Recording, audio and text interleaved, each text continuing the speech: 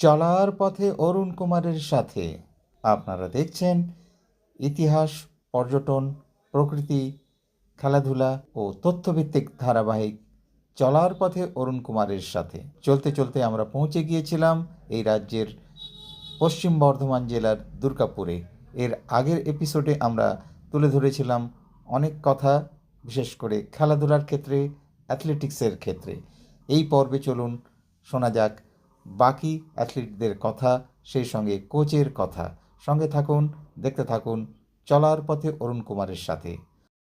এই পর্বে ওদের সাথে খেলার মাঠে কিছুক্ষণ। তৃতীয় পর্বে চলুন আমরা শুনব পশ্চিম দুর্গাপুরের খেলাধুলার কিছু কথা। সঙ্গে থাকুন।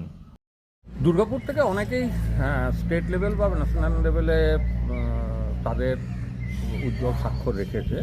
আর পার্টিকুলারলি এই একাডেমি থেকে যারা উঠে এসছে তাদের মধ্যে স্টেট লেভেলে পর্যন্ত অনেকেই ভালো পারফরমেন্স করেছে। আমি ব্যক্তিগতভাবে কারোর নাম আমি করতে চাইছি, কারণ এখানে যারা আছে তারা সবাই স্টেট গেমসের অ্যাসপিরেন্ট। যথেষ্ট ভালো পারফরমেন্স, মেডেল স্টেট। এই রকম একটা এলাকা থেকে যেখানে অ্যাথলেটিক্সের সেই পর্যায়ে কোনো ছিল না, এখানে সংস্কৃতি যেটা ছিল সেটা হচ্ছে কাবাডি। এই অঞ্চলে কাবাডি বহু ভালো ভালো প্লেয়ার আছে, ন্যাশনাল খেলেছেন, এরকম প্লেয়ারও আছেন এই এলাকা থেকে বা এই পঞ্চায়েতের আন্ডারে সেরকম গ্রাম থেকে আছে। কিন্তু অ্যাথলেটিক্সটা সেভাবে প্রচলিত ছিল না। পিডিএমে এখানে আসার পর অ্যাথলেটিক্স নিয়েও কিন্তু একটা চর্চা শুরু হয়েছে। শিশু থেকে আরম্ভ করে বড়দের মধ্যেও এই যে একটা সংস্কৃতি সেটা শুরু হয়েছে, তার এফেক্ট আমরা পাচ্ছি। এটা 17-18 জন এখান থেকে স্টেট মেডেলিস্ট হয়ে গেছে বা প্রতিযোগী কোয়ালিফাই করেছে, এরকম হয়ে গেছে।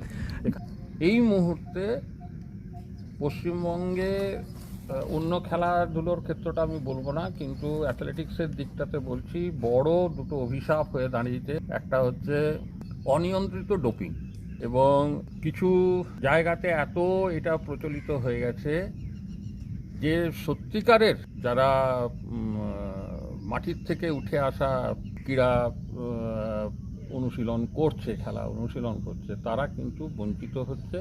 অন্য জায়গা থেকে আসছে যারা এই স্টেরয়েডটাকে বহুলভাবে ব্যবহার করছে, এটাকে অ্যারেস্ট করা উচিত।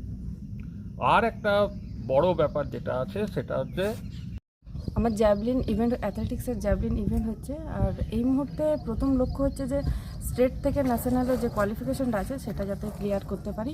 এবারে প্রথম লক্ষ্য হচ্ছে সেই নর্মসটা যাতে ক্লিয়ার করি, এবং আমার দিক থেকে যতটা করি খাওয়া দাওয়ার চেষ্টা করি যাতে আরেকটু কি বেটার করলে ভালো হবে। কিন্তু যতটা বাড়ির থেকে সাহায্য পাই তার মধ্যে ততটা সম্ভব হয় না যে সব কিছু পূরণ হোক, কিন্তু আমাদের কোচও অনেক হেল্প করেন।